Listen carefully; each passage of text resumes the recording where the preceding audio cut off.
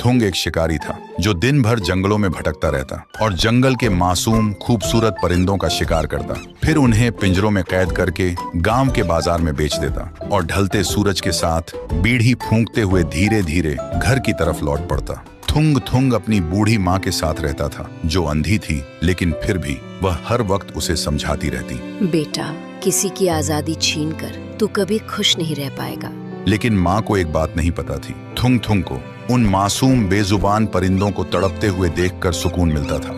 इसलिए वह माँ की एक भी बात सुने बिना उन्हें घर में अकेला छोड़कर रोज जंगल चला जाता। लेकिन एक दिन थुंग थुंग जंगल के सबसे घने और सुनसान रास्ते से जा रहा था। तभी उसे रास्ते के बीच एक सुनहरे रंग का पिंजरा दिखा और उस पिंजरे के अंदर एक खूबसूरत चिड़िया कैद थी।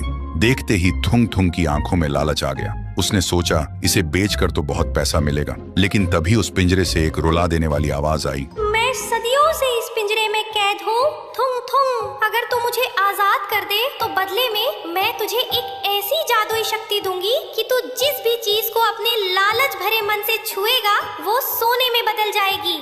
सुनते ही थुंग थुंग खुशी से पागल हो गया। उसने बिना सोचे समझे पिंजरे का दरवाजा खोल दिया। चिड़िया बाहर आई और हवा में उड़ते हुए बोली, याद रखना थुंग थुंग, ये पिंजरा कभी खाली नहीं रहता। तेरे हर लालच की कीमत तेरा कोई अपना चुकाएगा।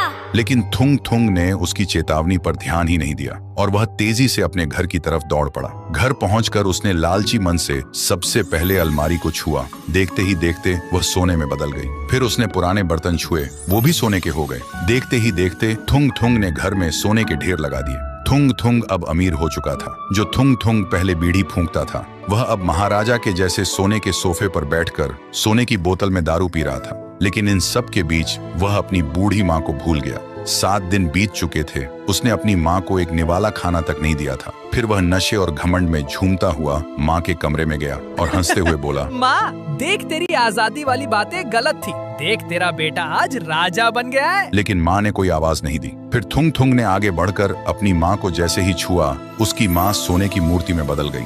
थुंग थुंग का नशा 1 सेकंड में उतर गया। वह घबरा कर पीछे हटा और तभी उस कमरे में एक डरावनी हंसी गूंज उठी। मैंने कहा था ना थुंग थुंग, वो पिंजरा कभी खाली नहीं रहता। तेरी माँ भूख और प्यास से कब की मर चुकी थी। तूने सोने के लालच में अपनी माँ को भुला दिया और अब उनकी आत्मा हमेशा के लिए उस पिंजरे में कैद है। सुनते ही थुंग थुंग पागल हो गया। उसने रोते हुए अपने हाथ जमीन पर पटके और चिल्लाने लगा, ले ले ये शक्ति और मेरी माँ को वापस दे दे। पर जमीन पर हाथ पटके ही जमीन से होते हुए पूरा घर ही सोने में बदल गया और जमीन के अंदर धंस गया।